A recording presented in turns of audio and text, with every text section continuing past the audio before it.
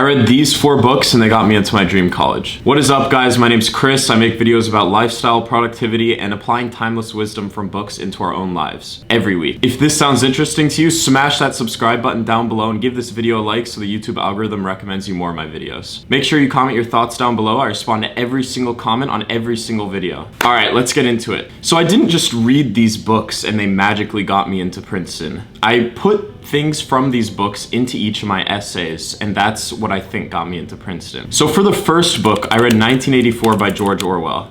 So I put this book in one of the smaller papers that we had to submit for Princeton, and it was the Princeton graded written paper. So all students applying to Princeton need to submit a graded written paper that must be written within the past couple years inside one of your high school classes, and it has to have comments and a graded rubric by one of your teachers. So I chose an essay topic from my AP English Literature and Composition class my senior year. So the prompt was, in a well-organized essay, describe how the author manages to give these internal events the sense of excitement, suspense, and climax usually associated with external action. So here, this essay was actually a timed prompt in a class, so I only had 50 minutes to write this essay. So it was only 1.5 pages, and to be completely honest, I didn't read the whole book. I only read half of it, and then I spark noted the rest.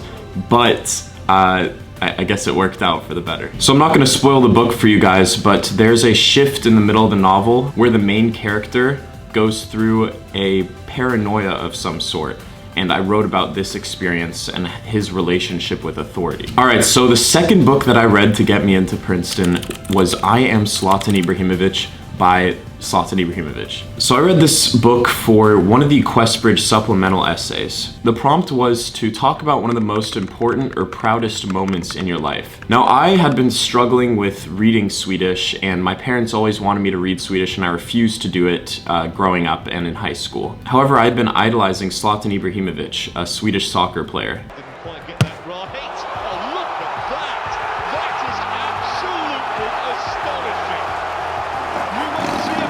And at the time, he was my favorite player, and I followed him religiously. So when I opened up a package from my grandparents and I saw that his autobiography was in there, but it was written in Swedish, I had to read it, no matter how much I hated reading Swedish. So I powered through the book. It took a couple months. I had to have Google Translate open next to me, but it was honestly one of the proudest moments in high school. And I talked about doing the same thing for my kids and wanting it to preserve that Swedish culture throughout generations. All right, so the third book that I read to get into Princeton was Can't Hurt Me by David Goggins. Now, this was a very direct implementation into one of my essays to get into Princeton. I used this for my main Princeton supplemental essay, which is around 500 words. The prompt for this is using a favorite quotation from an essay or book you have read in the last 3 years as a starting point.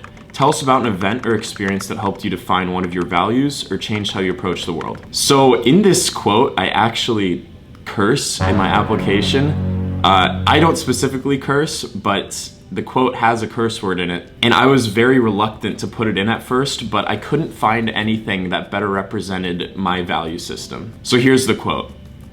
That's what getting up at the ass crack of dawn and putting out will do for you. It makes you better in all facets of life. So I wrote about getting up at the ass crack of dawn and how that changed my life in so many different aspects. And I talked about the struggles in which getting up that early had on me as a student, and getting enough sleep and going through the motions and trying to create this as a habit in my life. So I wrote about how in school I would ask more questions, I would be more confident, I would talk to people that I usually wouldn't talk to, and just be more outgoing in general because I woke up early, and I would do things like go to the gym before school, and I would just be more awake than everyone else. And there was something about dedicating that first hour in the morning to myself that elevated every single aspect of my life, and I knew that I wanted to do this for the rest of my life.